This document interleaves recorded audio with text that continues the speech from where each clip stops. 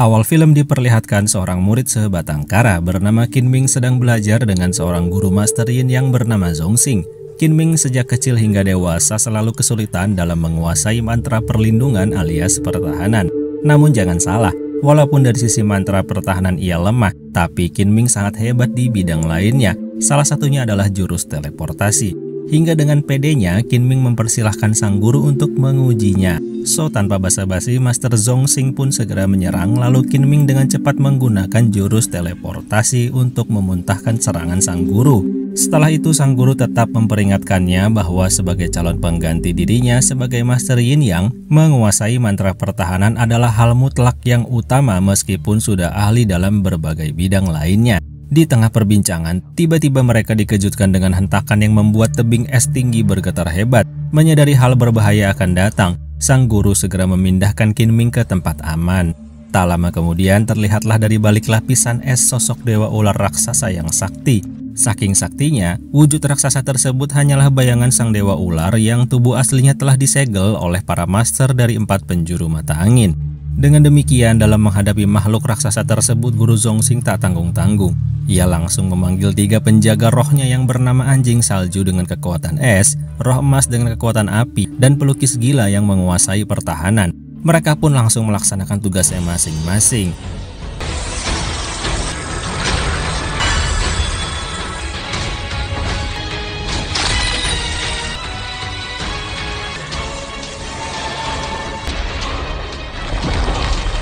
Dan saat ingin menyerang, ternyata bayangan dewa ular jauh lebih kuat dari perkiraan. Bertepatan dengan itu, Qin Ming datang kembali bersama murid lainnya. Lalu raksasa tersebut tanpa basa-basi melancarkan serangan mematikan berupa panah taring beracun. Seketika sang guru memerintahkan seluruh orang untuk menggunakan jurus pertahanan. Nah, disinilah nasihat guru terbukti. Karena serangan monster terlalu cepat, Qin Ming tak sempat menuntaskan mantra teleportasi andalannya. Hingga beberapa taring beracun pun siap menerjang. Namun tanpa disangka Qin Ming selamat karena ternyata sang guru melindunginya. Dengan konsekuensi tubuh sang guru berkali-kali terkena taring beracun. Melihat hal itu, salah satu roh penjaga mengorbankan diri melancarkan serangan pamungkasnya dengan masuk ke dalam mulut bayangan dewa ular lalu meledakkan diri dari dalam. So, dengan demikian bayangan dewa ular yang tak sekuat tubuh aslinya pun berhasil dikalahkan. Setelah itu kesedihan tentu melanda Qin Ming karena secara tak langsung dirinya lah yang menjadi penyebab sang guru harus sekarat menunggu ajal akibat racun dewa ular yang terus menjalar.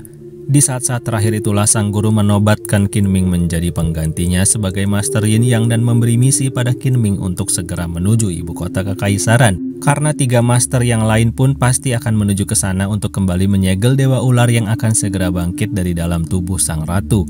Sang guru juga menceritakan bahwa 300 tahun lalu dewa ular raksasa pertama kali muncul di ibu kota kekaisaran. 4 master dari penjuru mata angin pun datang untuk melawan. Melihat kotanya dalam bahaya, sang ratu mengorbankan diri untuk menjadi wadah agar dewa ular bisa tersegel. Dengan demikian 4 master pun berhasil menyegel dewa ular ke dalam tubuh sang ratu dan setelah itu para master juga menempatkan 4 patung penjaga untuk melindungi ibu kota kekaisaran. Tugas mulia tersebut pun terus berlanjut dari generasi ke generasi demi menjaga ibu kota kekaisaran dalam kedamaian. Lebih lanjut, Guru Zhong Xing juga berkata bahwa sang ratu memiliki tubuh abadi karena di dalamnya terdapat dewa ular yang tersegel. Qin Ming pun terus bersedih sambil mendengarkan penjelasan gurunya dan singkat cerita saat ini Master Qin Ming pun sudah sampai di ibu kota kekaisaran. Rupanya di sana juga sudah datang salah satu master yang bernama Master Boya yang sedang mengawasi ibu kota dari atas genteng. Di tengah meriahnya malam ibu kota, rupanya Master Boya dan Qin Ming menyadari kehadiran siluman yang berada di sekitar manusia. Mereka pun segera memburunya dan saat ditemukan, siluman tersebut tertangkap sedang mencuri salah satu alat musik pusaka kekaisaran. Master Boya langsung memanah tanpa ampun ke arah siluman.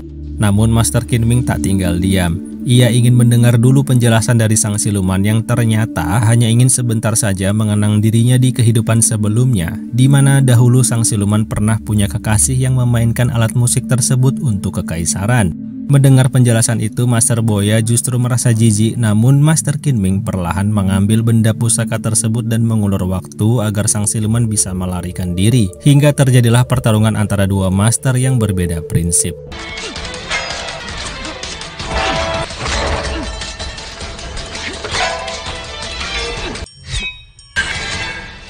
Pertarungan pun diselesaikan dengan jurus teleportasi Master Kinming yang membuat Master Boya nyasar ke atap sebuah bangunan seorang diri. Malam pun semakin larut. Kinming yang sedang berjalan disapa oleh siluman yang tadi ia selamatkan.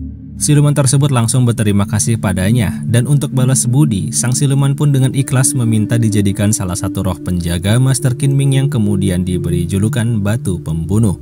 Singkat cerita, setelah semua master bermalam di penginapan khusus dari sang ratu, keesokan paginya hanya 3 master yang datang berkumpul ditemani oleh He So-yue yang merupakan jenderal kekaisaran.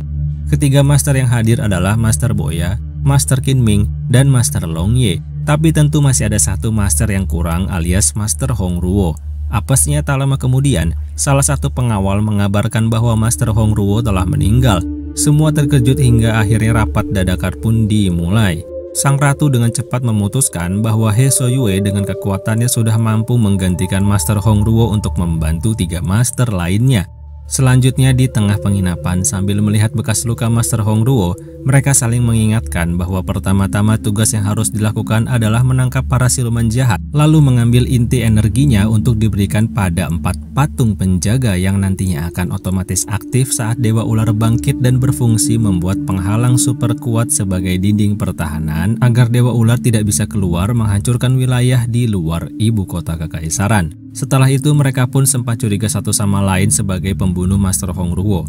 Namun masalah itu dikesampingkan dahulu demi memprioritaskan misi utama mereka di mana malam ini akan memburu para siluman jahat untuk diambil intisarinya. Dengan demikian saat malam tiba, keempat master pun menjalankan tugasnya masing-masing.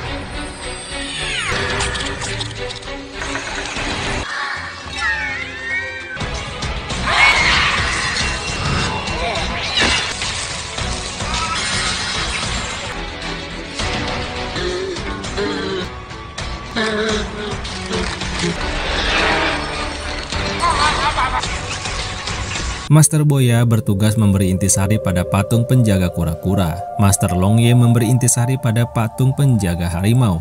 Master He So-yue memberi intisari pada patung penjaga burung vermilion, sedangkan Master Kinming memberi intisari pada patung penjaga naga. Singkat cerita, keesokan malamnya Master Kinming mendatangi Master He So-yue karena sejak awal Master Kinming merasa tak asing dengan wajahnya dan merasa seperti pernah kenal sebelumnya. Ia juga mencurigai Master He So-yue akan mengkhianati ratu untuk melakukan kudeta karena selama ini telah menjadi jenderal kekaisaran. Setelah itu Kinming pun terkejut dengan pengakuan Master He So-yue yang ternyata ia adalah wujud roh penjaga yang diciptakan oleh mendiang guru Kinming alias Zongxing, yang ditugaskan untuk menjaga sang ratu karena ternyata guru Zongxing dan ratu pernah saling mencintai dan hanya guru Zongxing lah yang memahami keadaan sang ratu yang menanggung beban sebagai wadah Dewa Ular. Saat itu guru Zongxing pun sampai mengorbankan umurnya agar dapat memberikan kekuatan yang selevel dengan dirinya kepada roh penjaga sang ratu yang tak lain adalah He So-yue. Dari situ juga terungkap bahwa guru Zongxing terpaksa meninggalkan sang ratu karena hasrat cinta akan menjadi makanan lezat bagi Dewa Ular yang memungkinkan segel di dalam tubuh ratu dapat jebol sewaktu-waktu. Setelah itu pertemuan pun berakhir dan tanpa terasa malam pun semakin larut. Master Boya dan Master Kinming terlihat sedang mengobrol santai. Di situ Kinming bertanya mengapa Boya sangat benci terhadap siluman. Boya pun menjelaskan bahwa ia sangat dendam pada siluman karena ibunya telah dibunuh oleh siluman waktu ia kecil. Mendengar hal itu, Kinming pun turut berduka dan Kinming juga membeberkan bahwa ibunya adalah siluman rubah yang telah dibunuh oleh manusia. Selanjutnya Kinming merapalkan mantra pengingat masa lalunya pada Boya sambil bercerita bahwa dirinya saat kecil telah diselamatkan oleh guru Zongxing dan dilatih, namun setelah dewasa justru dirinya malah menjadi penyebab terbunuhnya sang guru. Di situ juga diperlihatkan sang guru yang menyerahkan pedang bernama Fang Yue yang dapat membunuh Dewa Ular raksasa kepada Kinming. Hingga akhirnya diperlihatkan juga permintaan terakhir sang guru agar Kinming segera mengakhiri penderitaannya akibat menahan racun berbisa sang Dewa Ular.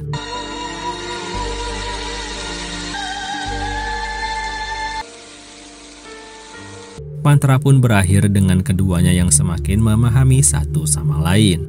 Sementara itu di tempat berbeda, Master Longye menemukan hal tak terduga bahwa ternyata sang ratu dan jenderalnya alias Master He So-yue justru menginginkan Dewa Ular raksasa kembali bangkit.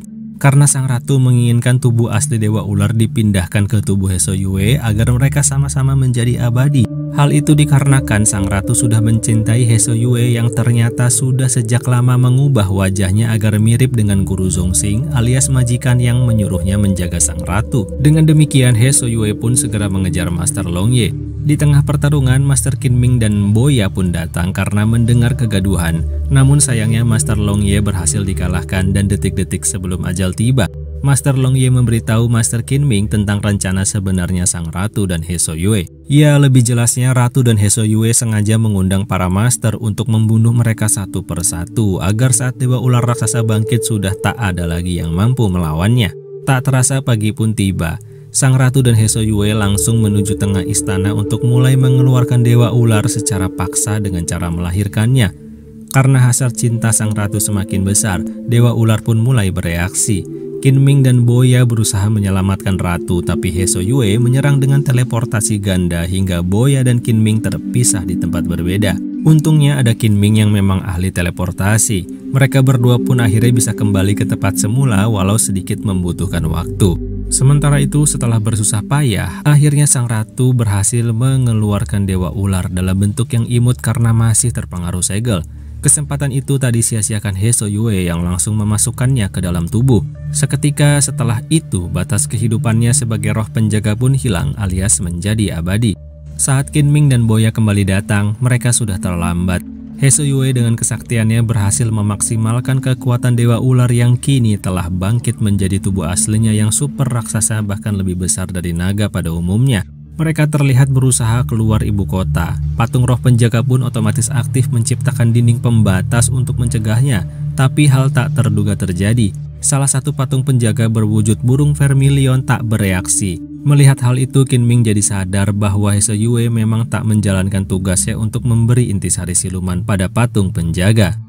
Di atas ular raksasa, sang ratu mendadak sedih melihat rakyatnya yang menderita dan kotanya yang hancur porak-poranda dengan kehadiran Dewa Ular Raksasa. Sang ratu merasa bersalah dan tanpa ragu memeluk Heso Yue lalu mendorongnya agar mereka mati bersama. Tapi tak semudah itu. Heso Yue menggerakkan Dewa Ular untuk melahap mereka berdua tepat sebelum jatuh membentur daratan. Di tengah kekacauan, Qin Ming pun segera mengeluarkan seluruh roh penjaganya. Dua roh adalah warisan sang guru, sedangkan satu lagi adalah siluman yang sudah ia selamatkan sebelumnya.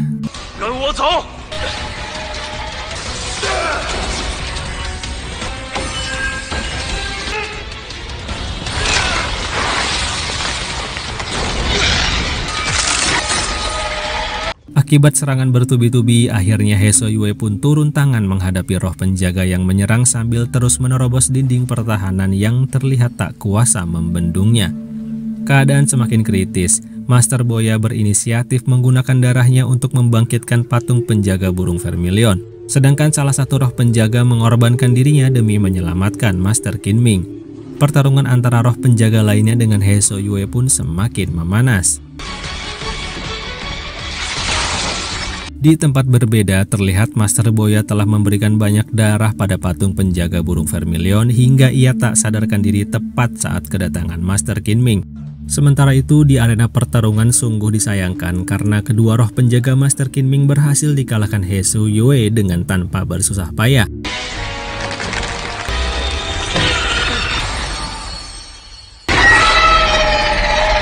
Namun hal tak terduga terjadi. Patung penjaga burung vermilion bangkit hingga menyempurnakan dinding yang mengurung Heso Yue beserta Dewa Ular.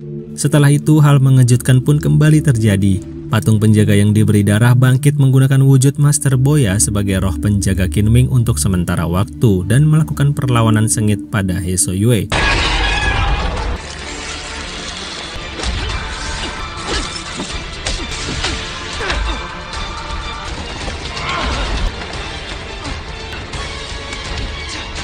Di tengah pertarungan, Qin Ming diam-diam teleportasi ke dalam tubuh ular dan menyelamatkan sang ratu.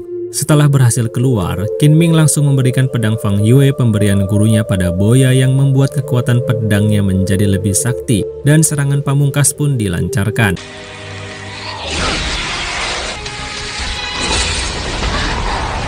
Namun hebatnya, Heso Yue mampu menahannya hanya dengan satu tangan dengan mantra pelindung tingkat tinggi.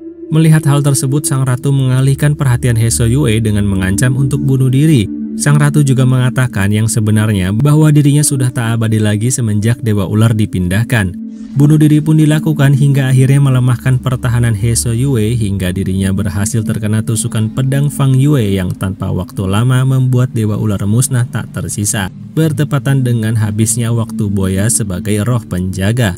Pertarungan ternyata belum selesai karena He So-yue ternyata masih hidup dan mencabut pedang Fang Yue lalu melemparkannya ke tubuh Boya yang masih tak sadarkan diri. Qin Ming mati-matian mengeluarkan jurus pelindung namun tak kuasa menahannya hingga pedang pun menembus dirinya, dan saat hampir mengenai Boya, disitulah Qin Ming berhasil membangkitkan jurus pelindung suci sekaligus teleportasi tingkat tinggi hingga membuatnya dengan cepat melompat ke arah He So-yue lalu menghabisinya.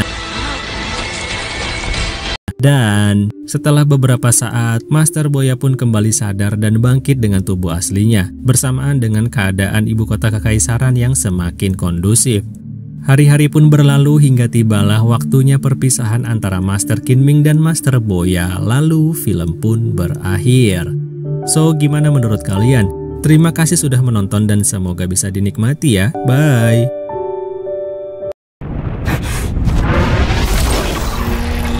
Awal film kita diperlihatkan rombongan pengawal kerajaan yang dipimpin oleh Kapten Boya. Rombongan tersebut sedang menuju ke istana raja untuk menyerahkan upeti alias pajak dari para pedagang. Nah, sebagai informasi, di zaman ini antara para monster dan manusia tinggal di tempat terpisah. Manusia terpusat di ibu kota terbesar, sedangkan di alam liarlah para monster berkeliaran. Di tengah perjalanan, Kapten Boya merasakan ada hal aneh, dan benar saja. Sosok hitam tinggi besar berdiri tepat di hadapannya. Semua terlihat ketakutan. Para kuda pun kabur tak karuan. Kapten Boya dengan gagah berani menerjang sosok monster tersebut hingga akhirnya berhasil memenggal bagian kepala. Tapi ternyata hal itu tak mempan hingga akhirnya terbongkarlah bahwa ternyata ada 3 monster musang cerdas di balik kostum tersebut. Setelah penyamaran terbongkar, Kapten Boya mulai mendominasi pertarungan. Namun di tengah pertarungan tiba-tiba datanglah Master Qin Ming yang ternyata bekerja sama dengan para monster untuk mengambil barang-barang berharga yang nantinya ia gunakan untuk berbisnis dengan sosok presiden dunia monster.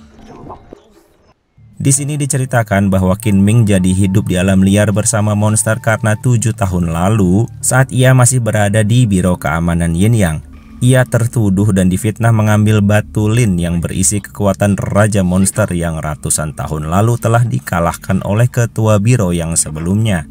Padahal waktu itu Qin Ming sudah menjelaskan bahwa ada monster yang datang merebut batu lin, tapi ia justru diserang oleh pasukan lainnya hingga terpaksa kabur dengan teleportasi. Namun untung pada akhirnya batu lin berhasil direbut kembali oleh pimpinan setelahnya dan hingga saat ini masih aman dalam penjagaan Biro Keamanan Yin Yang. Nah, kembali pada keadaan saat ini di mana Master Qin Ming dan para monsternya alias para roh penjaga sudah kembali bersantai di markas tersembunyi nan indah sambil merapikan barang-barang rampasannya.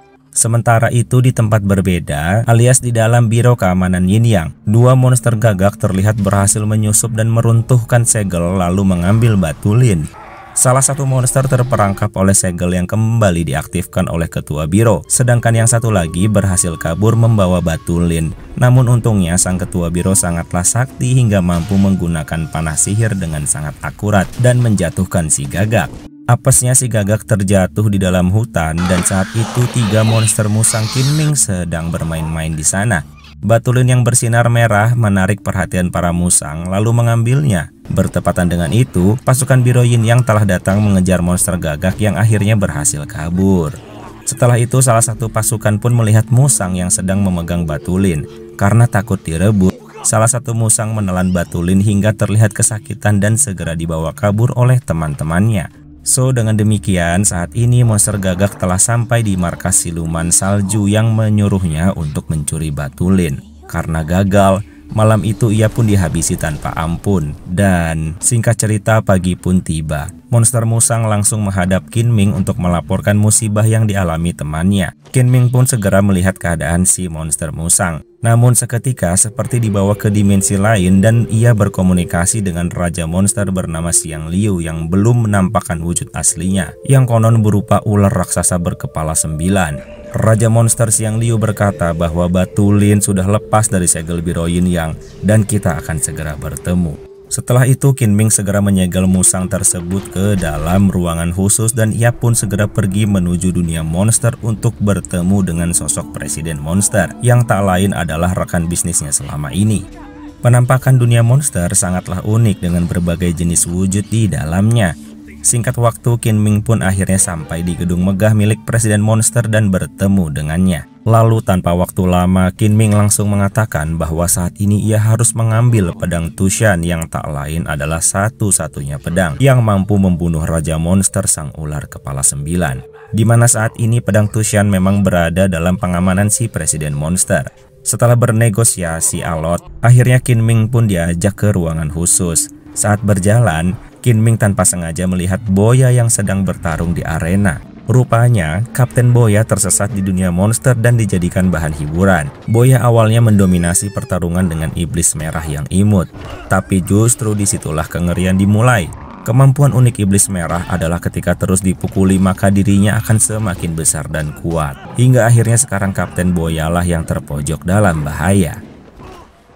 Sementara itu di ruangan khusus, Qin Ming berhasil membuka segel pedang Tushan dan mengambilnya. Tapi ternyata masalah belum selesai. Ternyata pasukan Biro Yin Yang telah menunggu di sana dan mengepung Qin Ming karena mengira monster gagak adalah suruhannya. Jelas ada kesalahpahaman di sini hingga pertarungan pun dimulai. Qin Ming berhasil lolos dengan mudah. Namun ternyata ketua biro pun ikut turun tangan menghadapi Qin Ming. Saat itu Qin Ming mencoba menjelaskan tapi tentu ketua tak percaya begitu saja. Hingga akhirnya Qin Ming mengeluarkan jurus pengalihan yang memberi ilusi membingungkan pada sang ketua. Di situ sempat terjadi obrolan singkat, namun tak juga menemukan solusi hingga akhirnya ketua biro mengeluarkan jurusnya dan menghilangkan ilusi Qin Ming. Sementara itu di arena pertarungan, Boya telah menemukan kelemahan iblis merah yang terletak pada hidungnya. Dengan demikian Boya pun berhasil membalikkan keadaan dan memenangkan pertarungan. Seluruh monster yang menonton bersorak menyuruh Boya membunuh iblis merah. Namun ia tak tega hingga melepaskannya begitu saja lalu kabur sambil membawa seorang gadis yang juga sedang ditawan oleh monster. Namun mereka kembali terkepung dan kebaikan Boya langsung terbalaskan. Iblis merah pun akhirnya membantu mereka. Bersama dengan itu, Qin Ming dan ketua biro sedang kejar-kejaran dan kembali bertarung tepat di atas arena. Ketika saling adu kuat, kotak segel pun rusak hingga membuat pedang Tushan terjatuh tepat di depan Boya yang sedang berlari. Tanpa pikir panjang ia pun mengambilnya dan seketika para monster ketakutan melihat pedang pembasmi sang raja monster yang terkenal. Kesempatan itu pun tak disia-siakan dan dimanfaatkan Boya untuk kabur, tapi pasukan monster yang tak habis-habis berhasil kembali mengepung. Untungnya saat itu bertepatan dengan Qin Ming yang turun dari atas gedung. Qin Ming segera meminta pedang Tushan, namun di situ Kapten Boya sempat-sempatnya menolak dan kesal dengan Qin Ming, lalu memintanya ikut ke ibu kota untuk bersaksi bahwa dirinya tak bersalah karena upeti benar-benar dirampas oleh para monster. Qin Ming pun setuju dan berjanji padanya. Namun pasukan Biro Yin yang kembali datang dan melancarkan serangan pisau beruntun. Saat itu Qin Ming terdesak namun tanpa diduga. Ketua biro ikut datang melindunginya, namun sayangnya sang ketua sempat terkena sebuah pisau di bahunya dan pingsan seketika. Tanpa pikir panjang, Qin Ming segera melakukan jurus teleportasi tingkat tinggi hingga yang lainnya pun terpaksa mengikutinya. So dengan demikian, terlihat saat ini Master Qin Ming sedang mengobati luka sang ketua biro yang bernama Baini. Di situ Qin Ming pun menjelaskan kalau ia akan ikut membantu Baini untuk menemukan kebenaran dari apa yang sedang terjadi. Karena Qin Ming pun masih menyelidikinya dan belum menemukan dalangnya. Di luar ruangan, rupanya Boya penasaran dengan sesuatu yang ingin mendobrak pintu gudang. Ia pun tanpa pikir panjang merobek segel Qin Ming dan menyebabkan musang yang menelan Batu Lin lepas menyerang siapapun di hadapannya. Akhirnya Qin Ming harus turun tangan dan terpaksa membunuh temannya sendiri dengan pedang Tushan hingga terlihatlah Batu Lin seiring dengan musang yang menjadi abu. Melihat hal itu, Baini langsung mengambil Batu Lin dan semakin tak mempercayai Qin Ming alias merasa dikhianati. Baini pun berkata saat ia kembali lagi ke sini, maka tempat ini akan di bumi hanguskan, lalu Baini pun pergi teleportasi.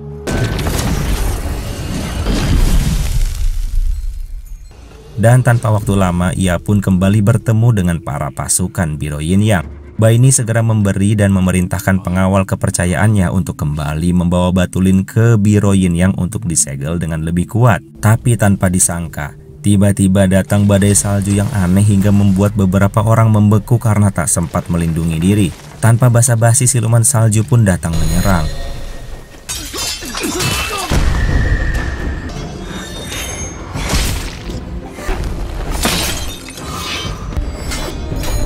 Dan saat Baini hampir terbunuh, Qin Ming datang dengan membawa pedang Tushan yang seketika membuat siluman salju mundur. Di situ siluman salju berkata bahwa masternya menginginkan Batulin secepatnya. Dan saat itu juga sang siluman salju meminta Qin Ming ikut dengannya jika ingin bertemu sang master. So sekarang Baini seorang diri mengamankan Batulin, sedangkan Qin Ming masih bertarung dengan siluman salju di tempat berbeda. Yang ternyata itu hanyalah jebakan, karena masternya saat ini justru sedang menghampiri Baini yang tanpa waktu lama dapat melumpuhkan dan merebut Batulin dengan mudah. Setelah bertarung dengan sengit, akhirnya Qin Ming berhasil menghabisi gadis siluman. Tapi di tempat berbeda, ternyata sosok yang dipanggil master oleh siluman salju adalah salah satu pasukan Biro Yin Yang yang telah lama dinyatakan hilang saat menjalankan misi. Ia bernama Master Chimu. So sekarang Chimu telah mendapatkan kekuatan yang ia inginkan. Ia bertransformasi menjadi manusia berwujud monster dengan sisik naga dan tanduk. Ia pun memiliki kekuatan yang luar biasa, ditambah juga memiliki tunggangan sebuah tangan raksasa yang super kuat dan serba bisa. So tanpa waktu lama, Qin Ming telah berhasil menyusul ke hadapan Raja Monster Chimu dan tanpa basa-basi melancarkan serangan. Di tengah pertarungan sengit, Qin Ming mengeluarkan jurus tipuan hingga akhirnya berhasil menusuk Chimu dengan pedang Tushan. Awalnya dikira berhasil, tapi ternyata kekuatan Raja Monster yang telah bergabung dengan manusia tak dapat lagi dinetralisir oleh pedang Tushan, yang justru sekarang hancur menjadi abu. Qin Ming pun terpental dan tangan raksasa menunjukkan eksistensinya. Sementara itu di sebuah jembatan raksasa, terjadi pertempuran antara monster jahat yang sekarang menjadi pengikut Chimu dengan monster baik yang berada di bawah naungan Qin Ming. Di situ Kapten Boya dan gadis yang ia selamatkan pun ikut membantu. Mereka semua berperang mengeluarkan seluruh kemampuannya hingga akhirnya tiba-tiba semua terdiam mendengar sebuah suara mengerikan yang ternyata datang dari tangan raksasa yang dikendarai oleh monster Chimu. Saat itu semua juga terkejut melihat Master Qin Ming yang dalam keadaan terikat dan ditusuk. Tapi ternyata tusukan itu membangkitkan sesuatu di dalam diri Qin Ming yang mengerikan. Setelah ditusuk, Qin Ming pun dijatuhkan ke jurang. Saat itu, sesaat Qin Ming kembali masuk ke dimensi lain di dalam dirinya. Di sanalah terkuak, Raja Monster berkata bahwa darahnya mengalir di tubuh Qin Ming. Dan dengan kata lain, Qin Ming adalah keturunannya Xiang Liu, sang Raja Monster. Lalu sang Raja Monster berkata bahwa dirinya sebenarnya tak sudi jika yang menggunakan kekuatannya adalah Chimu alias manusia biasa. Di situ sang monster juga menjelaskan jika Qin Ming ingin menyelamatkan dunia dari amukan Chimu, maka Qin Ming harus menyatukan diri dengannya secara batin dan mengakui sang monster sebagai masternya. Hal itu masih dimungkinkan walaupun tanpa Batulin karena Qin Ming memang memiliki darah keturunan Raja Monster. Tapi Qin Ming tentu tak terkecoh. Ia tak mau sang Raja Monster menjadi masternya. Di situ terjadi adu kekuatan mental hingga akhirnya berbalik Raja Monster Xiang Liu lah yang justru tunduk dan menjadi roh pelindung Qin Ming.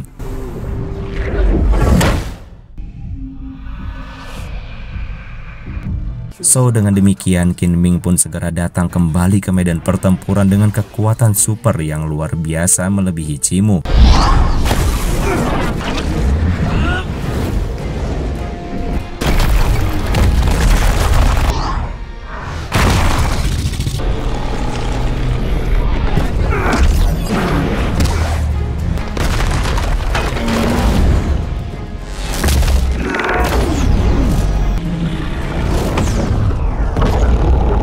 Hingga akhirnya Chimu dapat dikalahkan. Dan tak lama kemudian, Baini datang mengajaknya untuk kembali bersama ke Biro Yin yang mengembalikan Batulin dan mengembalikan reputasinya. Tapi reaksi Qin Ming tak terduga. Ia justru menghancurkan Batulin yang selama ini menjadi sumber malapetaka.